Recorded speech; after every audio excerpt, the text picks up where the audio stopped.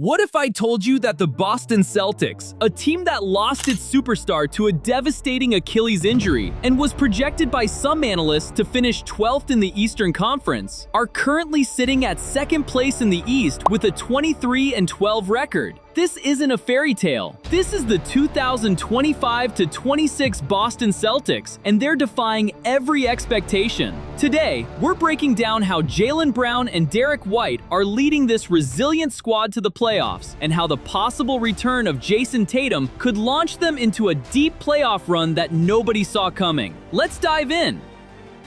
May 12, 2025, Game 4 of the Eastern Conference semifinals at Madison Square Garden. Jayson Tatum was having the game of his life. 42 points. The Celtics were fighting to stay alive in a series they trailed 3-1. Then, with just under 3 minutes left, it happened. Tatum moved for a loose ball. His leg gave out beneath him, and he crumpled to the floor. No contact, just the non-contact injury every fan dreads seeing. The diagnosis: a ruptured right Achilles tendon. For context, this injury typically requires about a year of recovery. Kevin Durant missed an entire season after his Achilles tear in 2019. The recovery is brutal, both physically and mentally. The Celtics fought hard, winning Game 5 without Tatum, but ultimately fell to the Knicks in 6 games. Their championship defense was over, and the entire trajectory of the franchise hung in the balance. Losing Tatum would have been devastating enough, but Brad Stevens and the front office made moves that shocked everyone. Drew Holiday, the defensive anchor who was instrumental in their championship run, was traded. Kristaps Porzingis, the stretch big who provided crucial floor spacing, was also moved. Al Horford and Luke Kornet departed as well. In their place, Anthony Simons, Chris Boucher, and Luka Garza. On paper, this roster was significantly weaker. NBA.com writer John Schumann projected Boston to finish 12th in the Eastern Conference. The consensus was clear: this was a lost season. But here's what those analysts didn't account for: Jaylen Brown's hunger to prove he could lead this team, Derrick White's elite two-way play, and a roster full of players with chips on their shoulders. Jaylen Brown had always played second fiddle to Jayson Tatum, but with Tatum sidelined, this became Jaylen Brown's team, and he has absolutely delivered.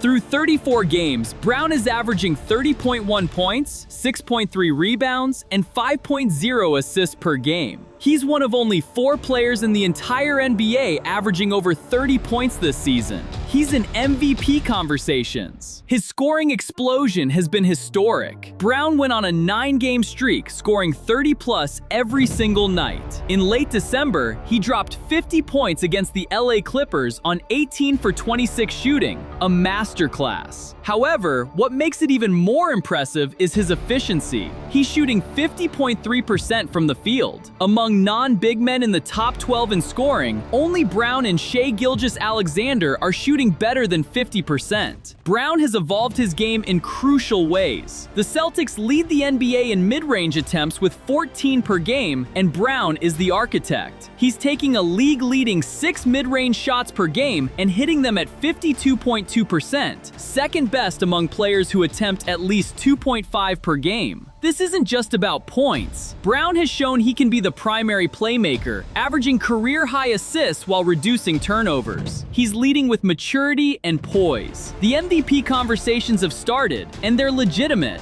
While Jaylen Brown gets the headlines, Derrick White might be the most important player on this team. White is the definition of a two-way player. His defense has always been elite. He can guard multiple positions and disrupt everything. This season, he's averaging 1.7 steals and 1.3 blocks per game. In a recent game against the Utah Jazz, White put up 27 points and tied his career high with 7 blocks. 7 blocks! As a guard, offensively, he started slow but has found his rhythm lately, shooting 41.9% over the last 7 games while averaging 17.7 points. When both Brown and White are clicking, this team can compete with anyone. The supporting cast has stepped up too. Peyton Pritchard has been a revelation off the bench with instant offense. Anthony Simons provides a scoring punch in the backcourt. Neemias Queta has been solid in the frontcourt.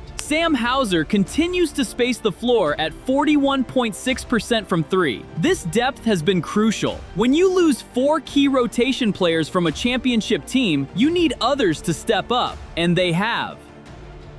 Now, here's where things get really interesting. Tatum's recovery has been nothing short of remarkable. By October, just 5 months after surgery, Tatum was already back doing light workouts. In early December, videos surfaced of him playing one-on-one only 7 months after the tear. That's incredibly fast for an Achilles injury. Multiple reports indicate Tatum is determined to play this season. ESPN's Brian Windhorst reported that the Celtics haven't officially ruled him out. Tatum has been traveling with the team throughout his rehabilitation, staying engaged. The original timeline suggested he'd miss most or all of the season, but now there's legitimate buzz that Tatum could return sometime in February or March, ahead of schedule. Coach Joe Mazzulla was asked about Tatum's potential return and said, "It's all up to him." That's not a no. That's a door left wide open. Here's the scenario. The Celtics, led by Brown and White, secure a 2nd to 4th seed. They prove they can compete without Tatum. Then, in late February or March, Tatum returns. Suddenly, the Celtics go from a good team to a team with 2 elite scorers who have championship experience together. That's when things could get scary for the East.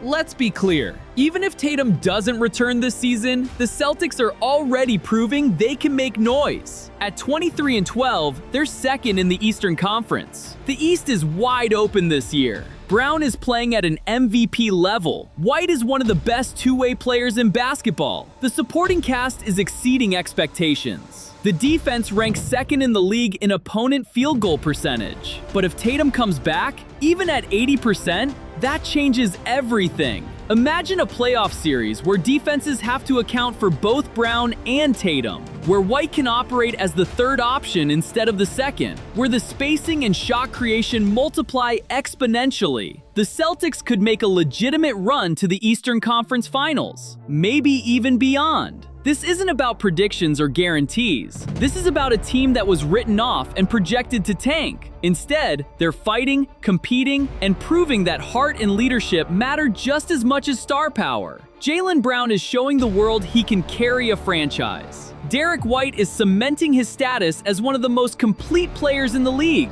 And Jayson Tatum is working his way back, potentially ready to provide that final push when it matters most. The Boston Celtics are building something special, and if everything aligns, if Brown stays hot, if White continues his dominance, if Tatum returns in time for the playoffs, we might be witnessing one of the most inspiring playoff runs in recent NBA history. Don't sleep on Boston, they're coming!